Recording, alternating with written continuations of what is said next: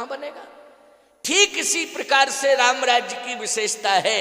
भगवान राम का दृष्टिकोण ये है कि लंका में राक्षस रहते हैं, अगर इन राक्षसों के राक्षसत्व को समाप्त कर दिया जाए तो ये पूरे के पूरे जितने भी लंका में रहते हैं वो सुरक्षित हो जाए, रावण के जीवन में जो राक्षसत्व है वो समाप्त हो जाए। इसके लिए करना क्या पड़ेगा, भगवान ने अंगद को बुलाया, तुम मेरे पास आओ। क्या, जाओ रावण को समझा दो, रावण को समझा दो। अंगद जी ने कहा मैं क्या समझाऊंगा। भगवान राम ने कहा कि इतना कह दो उससे कि मेरी पत्नी वापस कर दे और जितनी देव यक्ष कन्याएं हैं उनको सम्मान पूर्वक लौटा दे, और आइंदा ऐसी गलती ना करे। अगर वो अपनी भूल को स्वीकार करता है और प्रायश्चित कर ले और पुनरावृत्ति ना करे, गलतियों को दोहराए ना, तो आज भी मैं लंका से वापस अयोध्या चला जाऊंगा और किसी को मारने की कोई जरूरत नहीं पड़ेगी। काज हमार तासुहित होई,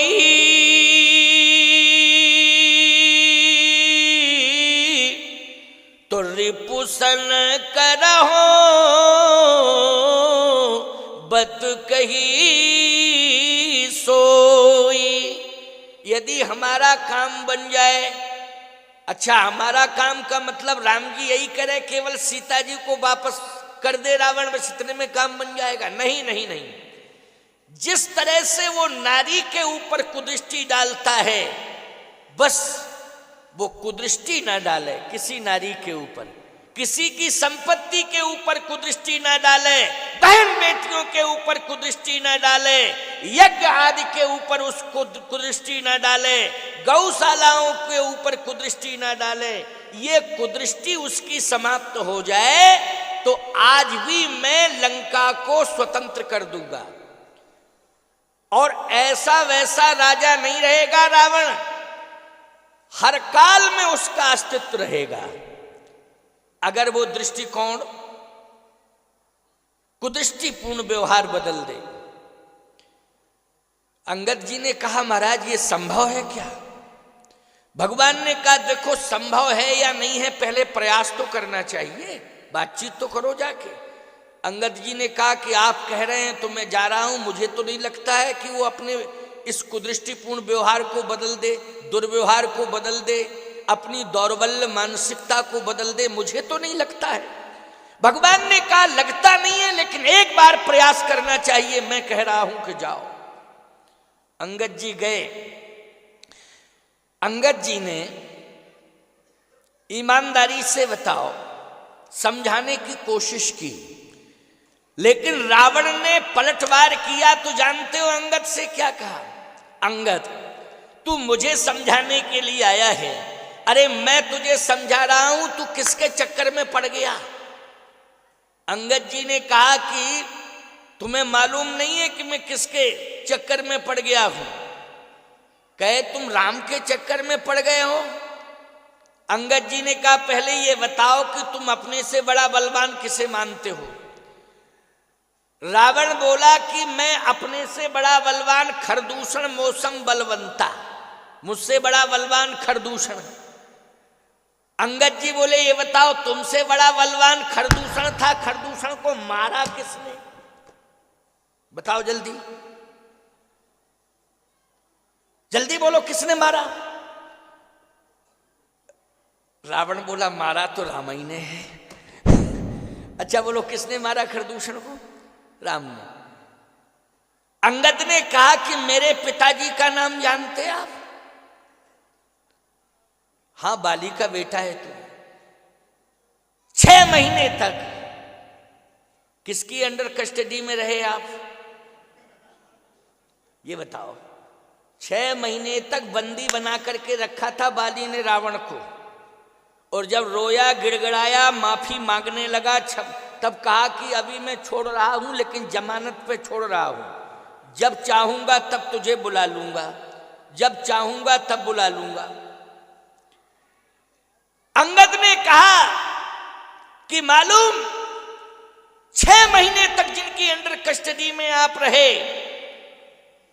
मैं उनका बेटा हूं, लेकिन उनको किसने मारा था ये बताइए, उनको किसने मारा था? बाली को किसने मारा, बोलो जल्दी। हाँ, अब समझ में आ गई बात। बाली को भी राम ने मारा। अंगद ने कहा बताइए बाली को किसने मारा? मेरे पिता को। कहे राम ने। तो कहा जब राम जी ने मेरे पिता को मारा, राम जी ने खरदूषण को मारा, ये सब आपसे ज्यादा बलवान हैं, तो आप ये नहीं समझते हो कि राम कितने बड़े बलवान हैं? आप क्या बिगाड़ पाओगे राम का?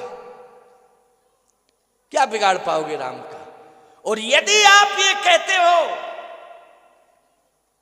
कि किसके चक्कर में पड़ गए हो, राम के चक्कर में, तो जो आपसे बड़ा बलवान था मेरा पिता, उस पिता ने मरने के पहले मेरा हाथ राम के हाथ में पकड़ाया।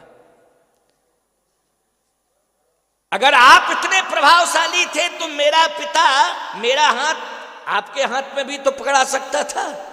क्यों भाई? पकड़ा सकता था कि नहीं, कि मैं तो मर ही रहा हूं। या नहीं पकड़ा पाते तो मेरा पिता ये कह देता कि बेटा मैं तो मर रहा हूं, लेकिन बदला लेने के लिए अब तुम रावण से दोस्ती करना, तो इनको सबक सिखाना, क्योंकि इन्होंने मुझे मारा। रावण से दोस्ती करना, रावण से जाकर के मिल जाना और इनके विरोध में, इनके खिलाफ आवाज उठाना।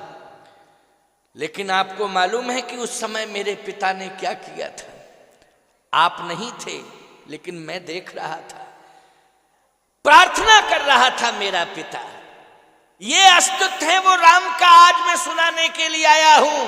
तुमने नहीं सुना है, वो दृश्य देखा नहीं है। राम का कितना बड़ा अस्तित्व है कि मेरा पिता इतना बड़ा बलवान 6 महीने तक आपको बंधक बनाए रखे रहा, लेकिन वही पिता हाथ जोड़ करके प्रार्थना कर रहा था, अब नाथ कर करुणा बिलोको, देव यही बर मांग हो, जही जोनी जन्महु कर्म बसता, राम जी पद अनुरागी हो, जही जोनी जन्महु कर्म बसता, राम जी पद अनुरागी हो, यह तनय मम सम विनय बल, कल्याण प्रद प्रभु लीजिए,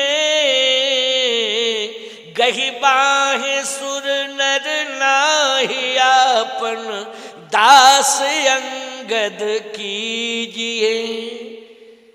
हे प्रभु, ये मेरा बेटा है अंगद, इसको आप अपना दास बना लीजिए। आंखों में आंसू भर के रोते रोते रोते रोते मेरा हाथ पकड़ाया और कहा कि बेटा राम जी की दासता स्वीकार करो, ये परब्रह्म परमात्मा हैं, इनकी दासता स्वीकार करो।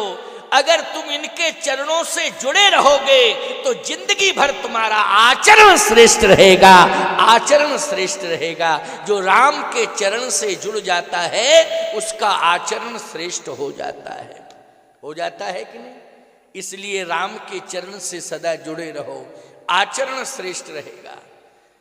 अंगद ने कहा यदि बात समझ में आ रही हो तो ऐस करो, नहीं नो करो। बात समझ में आ रही हो तो रावण हंसते हुए कहता क्या है, अंगद तुम्हारा पिता मरते समय पागल हो गया था। भाई बेवकूफ लोग तो ऐसे ही बोलते हैं ना, तुम्हारा पिता मरते समय पागल हो गया था, उसका दिमाग संतुलन नहीं था, उसने संतुलन खो दिया है। लेकिन मैं बताऊं राम कौन है? तुम्हारा पिता कहता है राम अखिल ब्रह्मांड नायक है, वो परात्पर परब्रह्म है, लेकिन मैं बता रहा हूं अंगद राम कौन है। अंगद जी ने कहा अच्छा तुम ही बता दो राम कौन है। तो रावण कहता है तव प्रभु नारी विरह बलहीना, ओ अनुज तासु दुख दुखी मलीना।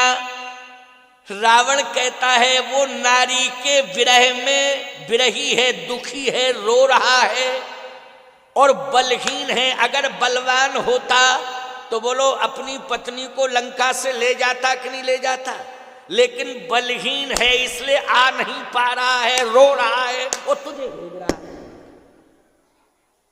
अपने से बड़ा बलवान तो तुझे ही मानता है, वो अपने से बड़ा बलवान तो तुझे ही मानता है, इसलिए तुझे भेजा है मेरे पास, खुद हिम्मत नहीं पड़ी आने की।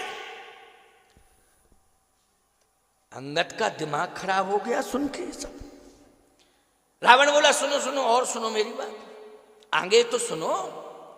तब प्रभु नारी विरह बलहीना,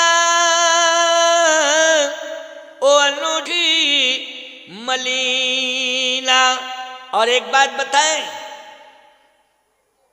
अंगद जी ने कहा और बताओ।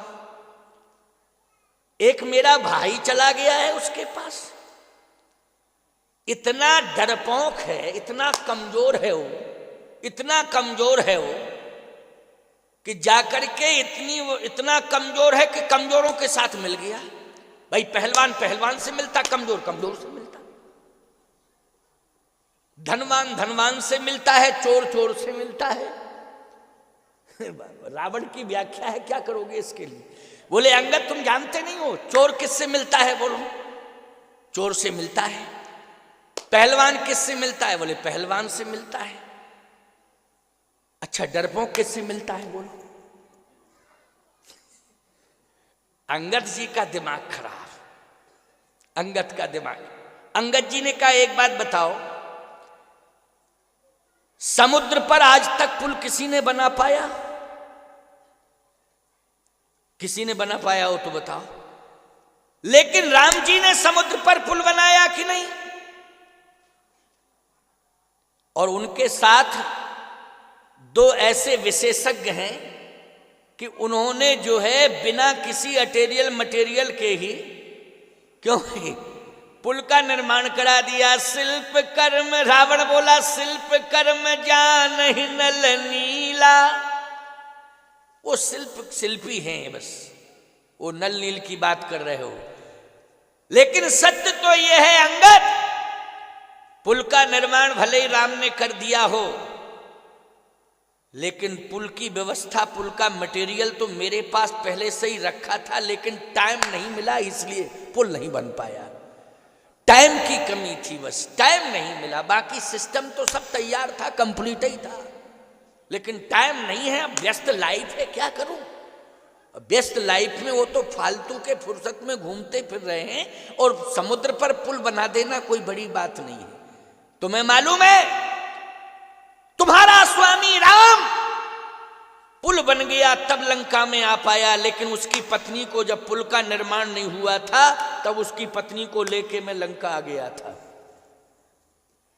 क्या जरूरत मुझे पुल की? मेरा बिना ही पुल के काम चलता है। लेकिन तेरे राम का बिना पुल के काम नहीं चला। बोलो चला, पुल बना तभी आया कि नहीं?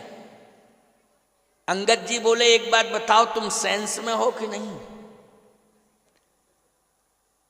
राम जी का एक सेवक आया था बिना पुल के कि नहीं? क्यों भाई? राम जी का एक सेवक जो है, बोलो बिना पुल के आया था कि नहीं? रावण बोला आया था। कौन सा सेवक? अरे सेवक, लंका में आग किसने लगाई थी? लंका में आग किसने लगाई थी ये बताओ? वही तो राम जी का सेवक है। पुल बना था कि बिना पुल के आया था? कहे वो तो बिना ही पुल के आया था। कहा लंका में पूरी आग लगा के चला गया, लेकिन तुमने उस राम के सेवक का कुछ बिगाड़ पाया? बोलो बिगाड़ पाया हो तो बताओ। और तुमसे बड़ा मूर्ख संसार में कोई नहीं है। एक बात और सुनो, अब जो भी करना चाहो मेरा सो कर लो, मैं फैसला लेने के लिए और देने के लिए आया हूं। तुमसे बड़ा मूर्ख संसार में कोई दूसरा नहीं है। रावण बोला मैं विद्वान हूं, संसार का सबसे बड़ा विद्वान तो मैं ही हूं, और विद्वान को मूर्ख क्यों बोल रहे हो? अंगद जी बोले पहले सुन लो मेरी बात, तुम कहते हो लेकिन मूर्ख हो। रावण बोला कैसे? अंगद जी बोले ऐसे कि राम जी का सेवक आया था यहां, आया था, लंका में आग लगी, क्या वो तेल घी लेके आया था? माचिस दिया सलाई लेके आया था साथ में? सब कुछ तुम्ही ने उपलब्ध कराया।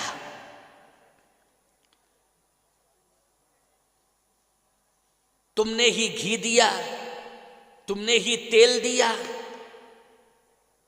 तुम्हारा ही लेबर चार्ज, और पूरी लंका फुकवा बैठे तुम अपनी। कुछ भी नहीं लाया था भारत से। बोलो लाए थे हनुमान जी, कुछ लेके गए थे क्या? लेकिन पूरा का पूरा सिस्टम, नगर जलवाने का, पूरी लंका जलवाने का सिस्टम तैयार रावण ने करके दिया। हनुमान जी बोले तुमसे बड़ा मूर्ख, अंगद जी बोले तुमसे बड़ा मूर्ख कौन हो सकता है कि पूरा अपनी लंका ही, अपना नगर ही जलवाने का इंतजाम तुमने कर दिया। इसलिए लगता है कि तुमसे बड़ा अज्ञानी इस संसार में कोई दूसरा नहीं है। लेकिन मेरी बात मानो तो अभी कुछ बिगड़ा नहीं है। क्या?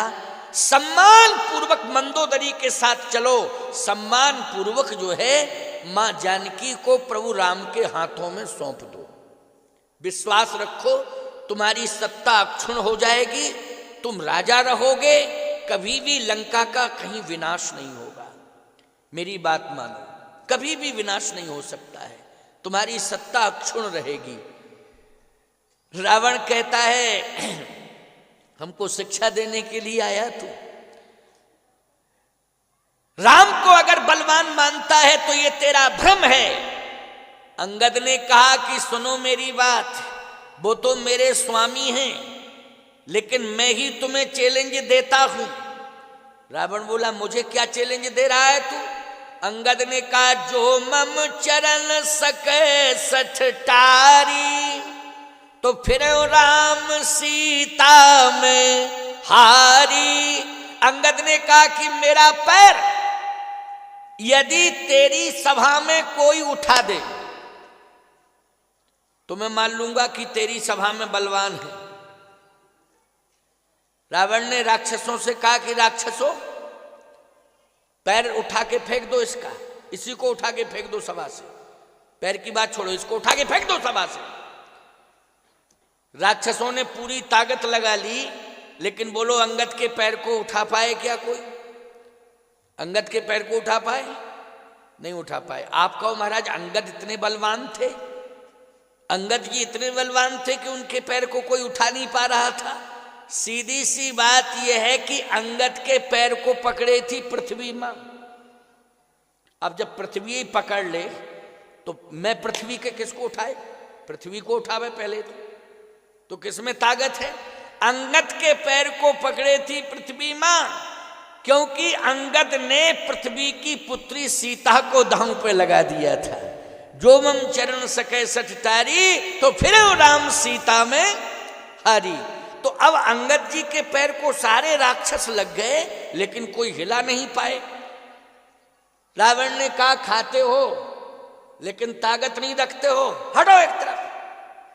सब राक्षसों को इधर उधर किया और रावण जैसे ही उठा, याद रखना प्यारे, जैसे ही रावण उठा और अंगद की ओर आया और जैसे ही सिर झुका के अंगद का पैर पकड़ने लगा तो अंगद जी ने अपना पैर हटा लिया। रावण बोला पैर क्यों हटा रहा है तू? अंगद ने कहा इसलिए कि तू कर क्या रहा है। रावण बोला तेरा पैर पकड़ रहा हूं।